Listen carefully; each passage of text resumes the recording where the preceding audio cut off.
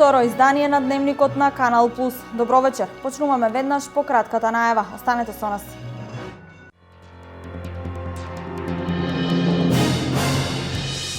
Во Штипската клиничка болница за една година се извршени над 750 коронографии и вградени се над 200 стентови. Денес е светски ден на срцето.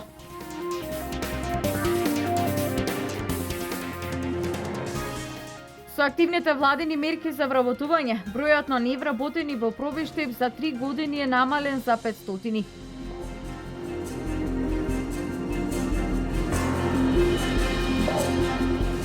Село Чифлик во Пехчево ќе добие канализација. Средствата од 10 милиони денари се од Бирото за регионален развој. Се поставува одводна мрежа и во индустрискиот локалитет Подуово.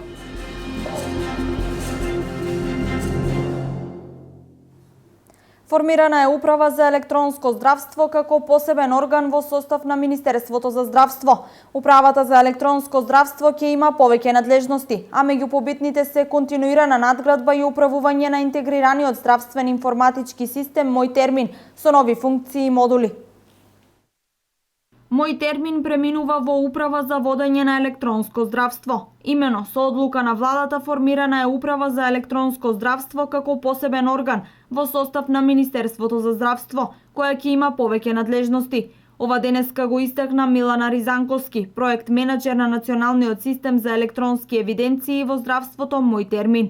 Користејќи ги податоците од системот, управата ќе изготвува и други детални анализи кои покрај државните институции може да ги користат и други корисници. Значи, управата ќе формира собствен аналитички центар, преку кој ќе се изготвуваат детални извештаи по различни параметри и по желба на корисникот. Така да, например, корисниците ќе можат да креираат своји медицински анализи. Податоците од Мој термин покажуваат дека годинава бројот на реализирани рецепти изнесува 17 милиони 720 518, што е 10% изголемување во споредба со истиот период минатата година. Во текот на годината во аптеките низ Македонија биле подигнати 1 милион и 600 лекови повеќе од лани. И понатаму најмногу се издава терапија за притисок и смирување. Од почетокот на 2015 до сега на лекар се јавиле близу 1,5 милиони пациенти, а биле креирани над 5,5 милиони упати. Ова е само дел од статистиката со која располага новата Управа за електронско здравство. Паралелно со статистиката, управата постојано го надградува и електронскиот здравствен картон на пациентот. Во него прецизно се евидентира секој преглед, подигнат лек, операција, контрола и лабораториски анализи. И се разбира, секој пациент доколку сака може да има увид во овие податоци. Со планираните надградби кои треба да се извршат во наредниот период, електронскиот здравствен картон ќе се надополни со податоци кои можат да бидат прочитани од специјалисти, без потреба пациентот да треба да патува во друг град за читање на резултатите и други медицински извештаи. Болестите на срцето и крвните садови се најголема причина за смртност и на глобално и на локално ниво. Минатата година во Македонија од болести на циркулаторниот систем починале 11.270 лица. Возрастната граница на пациентите се намалува, а најголемите ризик фактори за срцевите заболувања се нездравиот животен стил, нездравите прехранбени навики и зависностите. Во Штип за една година извршени се над 750 коронографии и вградени се над 200 стентови. Бројот на лица со кардиоваскуларни проблеми е во постојан пораст. За само една година во ангиосалата во клиничката болница во Штип извршени се околу 750 коронографи и над 200 стентирања. Пациентите се главно од источниот регион. Кардиоваскуларните болести се водечка причина за смрт на глобално ниво. Тие предизвикуваат повеќе смртни случаи отколку сите други болести заедно. Имајќи ги овие редовни испитувања во текот на една година, ние веќе имаме увид на вкупната состојба, на целокупната здравствена состојба на самите пациенти. Благодарејќи на ангиосалата во Штипската клиничка болница, во периодот од точно една година кога работиме активно, направивме некаде околу 750 коронарографии и околу 230 стентирања, од кои што 170-180 стентирања се стентирање на акутен миокарден инфаркт кај пациенти кои што доаѓа значи со запушени коронарни артерии, ние акутно ги решаваме во нашава сала. Голем број пациенти кои што имале валвуларни заболувања на срцевите валвули, значи имале проширени срца, запушени вратни артерии, распукана аорта кој што е исто многу битен и фактор за смрт кај популацијава, успеавме значи со целокупната дијагностика во нашата клиничка болница да направиме испитувања инвазивни, неинвазивни и да бидат упатени во соодветните кардиохируршки институции во државната кардиохирургија во Скопје. Ризик факторите за настанување на кардиоваскуларни проблеми се лоцираат во нездравите животни навики. Бројот на кардиоваскуларни заболувања е во постојан тренд на покачување. Сетики се работи како резултат на промена на начинот на живот, намалена физичка активност, употреба на заситени масти во исхрана, пушењето цигари, покачена тензија, тоест покачен крвен притисок, тоест ова се го ставаме како еден ризик фактор, тоест еден од бројните ризик фактори. Докторите советуваат пациентите да вршат редовни кардиоваскуларни прегледи, редовно пешачење и да внимаваат на исхраната. Редовно мерење на крвен притисок, барем 2 пати до 3 пати неделно кај луѓето кои што немаат крвен притисок покачен и кои што не се лекуваат од хипертензија. 2 пати годишно да се прави ехокардиографија и еднашка годишно да се прави коронарен стрес тест. Значи, со овие испитувања неинвазивни. Пред се треба да се внимава на исхраната, зголемена физичка активност, регулација на тензија, регулација на гликемија, секако престанок со пушење на цигари, тоа е една од препораките што би требало од нас да излезе до општата популација. За овој период досега се направени доста успешни интервенции. Највозрастниот пациент беше на 85 годишна возраст, кој што е стентиран тука, најмладиот на 28 години. Денес на Светскиот ден на срцето, клиничката болница во Штип одбележува 1 година од ангиосалата за итни кардиоваскуларни интервенции. Собранието им даде подршка на законските измени на Законот за безбедност во сообраќајот. Колку побрзо се вози над дозволената брзина, растат и глобите и казнените поени. Покрај глобата на возачот му следи и забрана на управување на моторно возило од 6 до 12 месеци. Глоба од 400 евра ќе платат возачите кои возат над 50 км на час повеќе од дозволената брзина. Ако возите со поголема брзина од 50 км на час во населено место, ќе платите парична казна во износ од 400 евра во динарска противредност, а ќе имате и 65 негативни бода. Освен предвидената глоба, на возачот ќе му биде изречена и прекршочна санкција забрана на управување на моторното возило во период од 6 до 12 месеци. Другите измени на законот предвидуваат и парична казна за движење во населено место со брзина над дозволената од 30 до 50 км на час, а за овој прекршок глобата изнесува 300 евра и 50 негативни бода на возачката дозвола. За брзина на возење од 10 до 30 км на час над дозволената брзина на возачот ќе му се припише казна од 45 евра, а ќе му бидат регистрирани и 25 негативни бодови. Возачот кој одстапува спротивно од законот, односно ако движењето на неговото моторно возило во населено место се движи со брзина од 10 км на час над дозволената брзина, ќе се здобие со парична казна од 10 евра и 10 негативни бода. Ова го предвидува Законот за безбедност во сообраќајот на патиштата, што го усвои Собранието на Република Македонија на вчерашната седница. Предвидените казни за овие прекршоци се уште не се стапени на сила. Проектот Македонија вработува го намали бројот на невработени во општина Пробиштип. За 3 години активните мерки на владата го намалиле бројот на невработените во Пробиштип за 500 лица. Проектот Македонија вработува успешно се имплементира во општина Пробиштип. Преку Агенцијата за вработување пробиштипјани пројавуваат голем интерес и тоа според податоци од директорот Владко Јордановски. Од април годинава до денес се вработени околу 60 лица, а бројот на фирми кои аплицирале за користење на поволностите изнесува 36. До 29 години се имат вработено 10 лица, до 35 години 23 лица се имат вработено, над 50 години 8 лица, од ранливите групи 1 лице, над 58 години се 3 лица. Можам да кажем и дека по образование, значи со основно образование се вработени 10 лица, средно образование 42 лица, со високо образование 8 лица. Дејности во кои овие лица се ангажирани или вработени се производството, трговијата, транспортот и угостителството, како и компании или фирми со слични дејности. Во однос на делот од проектот кој се однесува на само вработување на невработени лица евидентирани во Агенцијата за вработување во Пробиштип, годинава на огласот за користење неповратни средства се одзвале околу 19 лица, кои веќе работат на сопствени бизниси, додека условите за повратни средства ги користат 5 лица. Интересот бил претежно во областа на трговијата или за најчиството. Сето ова допринесува до намалување на евидентираниот број на невработени лица во Агенцијата за вработување во Пробиштип. Во моментот имаме 1500 лица кои што се изјаснени како активни баратели на работа и 500 лица кои што категорија ние ги викаме тие пасивни баратели на работа, односно лица кои што во моментот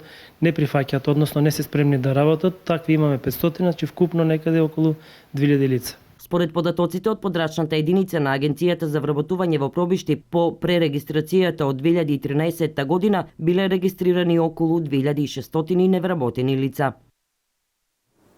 Село Чифлик во Пехчево ќе добие канализација.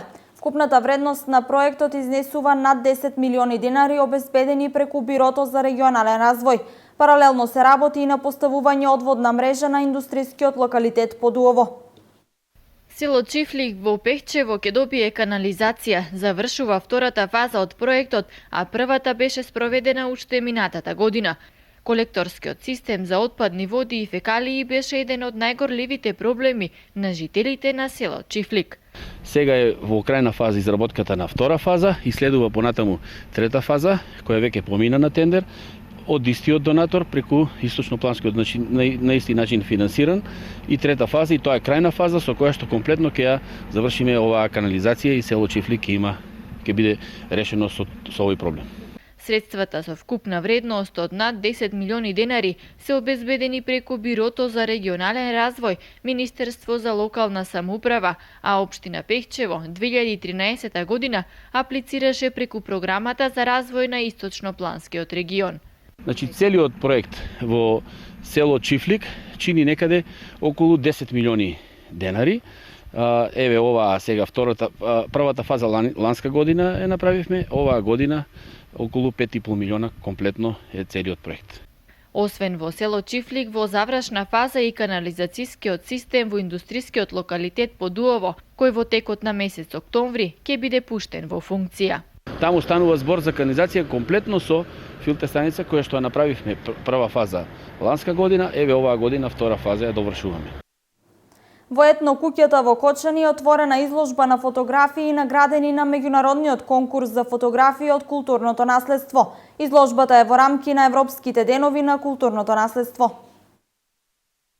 Во рамките на Европските денови на културното наследство 2015 во етно куќата во Кочани е отворена изложба на фотографии наградени на меѓународниот конкурс за фотографија од културното наследство. Изложбата е реализирана во соработка со Археолошкиот музеј на Македонија и на неа се поставени 30 на фотографии од 16 различни земји, учесници на конкурсот. Меѓу нив се и двете наградени фотографии од Македонија, од кој едната е на ученикот од втора година од Техничкото училиште од Кочани, Теодор Ајтовски. Денес е отварањето на изложбата на наградени фотографии за 2014 година на конкурсот кој што беше распишан од страна на Музеј на Македонија во состав на манифестацијата Европски денови на културно наследство, и на неа се представени фотографии од 16 различни земји, меѓу кои и две фотографии од Македонија. Меѓутоа една од фотографиите е од ученик кој што потекнува од Кочани, а темата беше рурално културно наследство.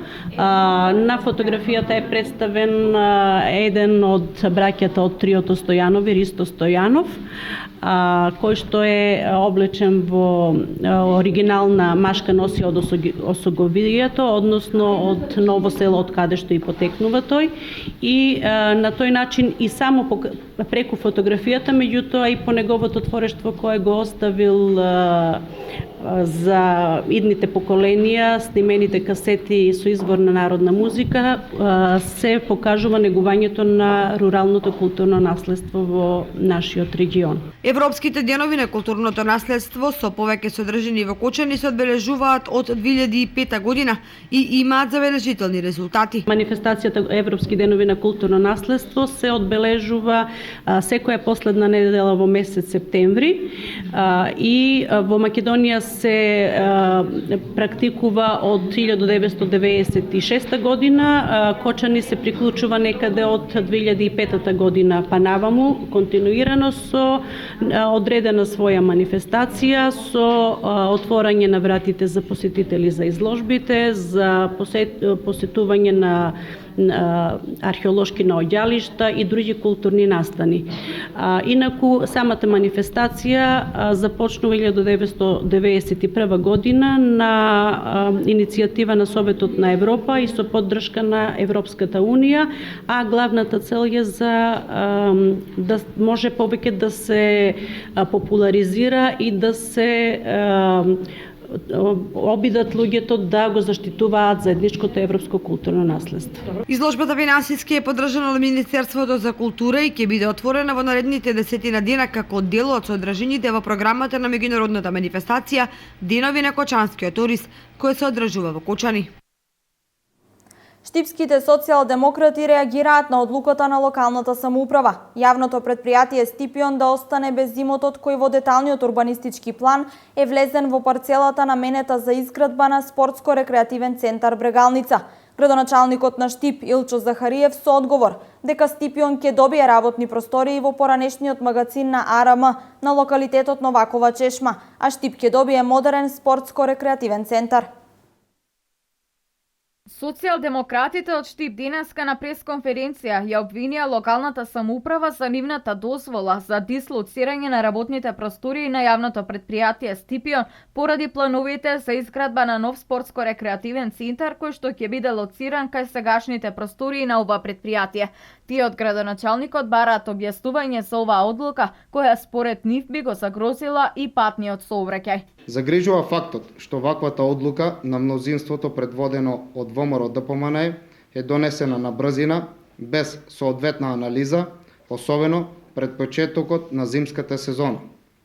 Досегашните простори спроти автобуската станица, јавното предпријатие ги користеше за чување на возилата за зимска служба со соодветна механичка работилница, како и за складирање на сол и ризла. Во замена за овој простор, сега јавното предпријатие Стипион треба да ги добие на користење магазините на АРМ кај местноста Новакова чешма на 4 км оддалеченост од градот. Големата оддалеченост од градот и фактот што нема асфалтиран пристапен пат до новата локација ќе представува дополнителен проблем за одамна застарената механизација на ова јавно предпријатие. Неефикасноста на јавното предпријатие Стипион ќе создаде сериозни проблеми во проводноста на градскиот сообраќај и ќе ја загрози безбедноста на граѓаните во зимскиот период. Градоначалникот на општина Штип до нашата редакција писмено одговори на обвинувањата на опозицијата. Просториите кај Новакова чешма од страна на Министерството за одбрана и се доделени на општина Штип уште во септември 2013 година и уште тогаш јавно и транспарентно на медиумите беше кажано дека на овој простор ќе се смести јавното предпријатие Стипион, а со легитимната расправа и гласање на последната седница на Советот оваа се реализира и практично. Сето ова е подкрепено со законски одлуки на Совет и сето тоа во интерес на градот, а не на лични сприги и интереси во опозицијата. Оваа стара локација конечно ќе биде уредена на општо задоволство и на градот и на граѓаните, а за тоа веќе постои и странски инвеститор кој е подготвен да инвестира. Ние сме детерминирани Штип да го направиме метропола и во тоа ќе успееме, стои во реакцијата на градоначалникот примаријас магистер Илчо Захариев. Плановите за изградба на овој модерен спортско-рекреативен центар е еден од поголемите проекти на општината. Општина Штип во соработка со Друштвото за управување на отпад Нула отпад за правилно управување со отпадните батерии, акумулатори и отпадна електронска и електрична опрема започна акција за прибирање на отпадни батерии. Акцијата започна со едукативно предавање за децата од градинката Астибо, а денес продолжи и со децата од градинките Вера Циривири Трена. Друштвото за управување со отпад Нула отпад, кое поседува лиценца за собирање на електронски и електричен отпад, и денес во Штип ја продолжи кампањата за промоција на штетноста од истрошените батерии. Предавање на оваа тема беше организирано за децата од големата група при детската градинка Вера Циривири Трена. Општина Штип не прими и ги отвори своите врати за соработка. Драго ни е што имаме можност во сите градинки на територија на општина Штип да направиме едукација за дечињата.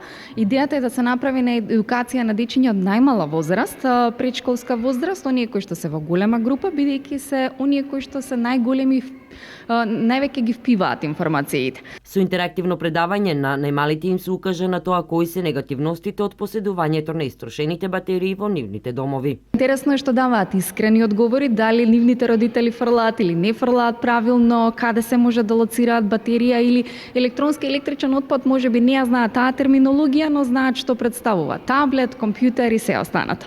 Така да секогаш е интересно со најмалите да се прави едукација за да стигне до возрастните. Како велат, промената се прави од најмалите, за и ние возрастните да направиме промена во нашето општество.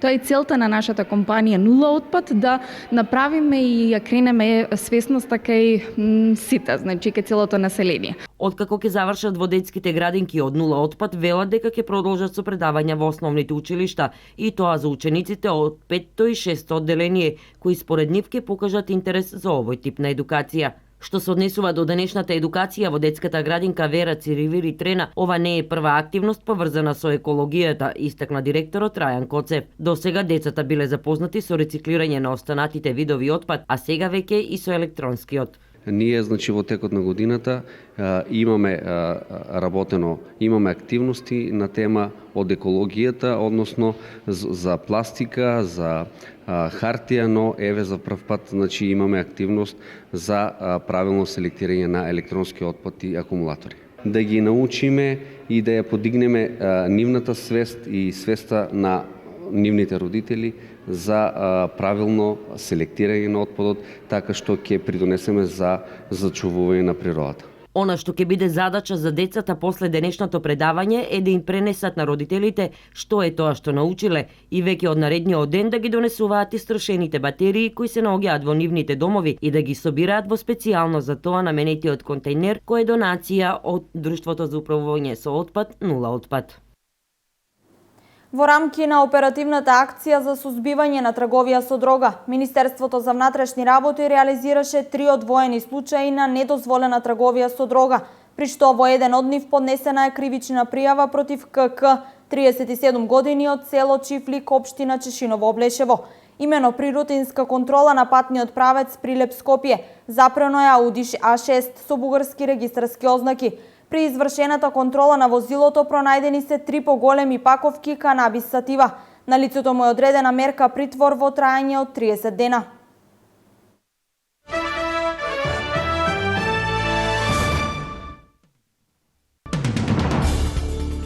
Кина ќе даде 8.000 војници во мировните сили на Обединетите нации, со што ќе стане најголем учесник во мировните мисии, за кои над 50 држави најавија 30.000 нови војници и полицајци. За сега Кина учествува со 3.000 своји војници во мировните сили од 106.500 војници, полицајци и советници. Кина ќе обезбеди $100 милиони воена помош за Африканската унија во следните 5 години за зајакнување на африканските мировни сили за одговор во кризни случаи, најави кинескиот председател. Најмалку 76 лица загина, а 55 други се ранети во 2 воздушни напади на меѓународната арапска коалиција предводена од Саудиска Арабија во Јужен Јемен. Жртвите се учесници на една свадба во селото Ал-Вахка кај градот Моча. Саудиска Арабија стравува дека превземањето на власта во Јемен од страна на хутите би ја засилило позицијата на арапскиот полуостров на нејзиниот главен регионален ривал Иран. Во масовна тепачка на 2 групи на бегалци во бегалски камп во германскиот град Калден повредени се 14 лица. Во Калден во германската сојузна држава Хесе бегалците се сместени во шатори поставени на напуштен аеродром. Полицијата пренесува дека конфликтот започнал вчера во кантината и траел неколку часа, а настанал како последица на расправија меѓу помлади и постари бегалци сместени во кампот.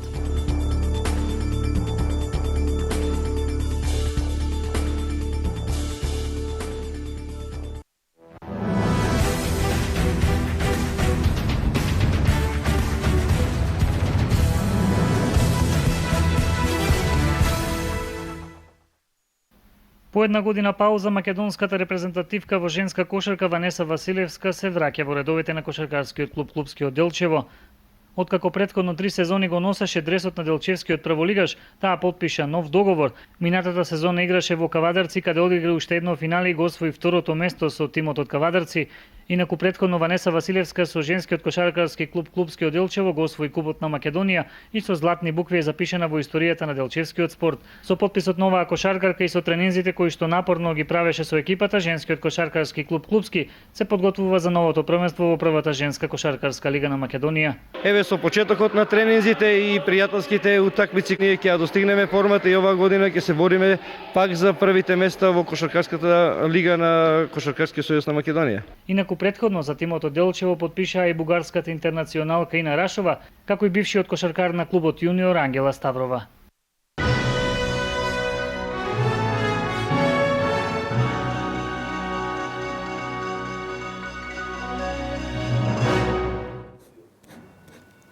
Ова е се во второто издание на Дневникот. Со нови содржини се гледаме утре. Пријатна вечер.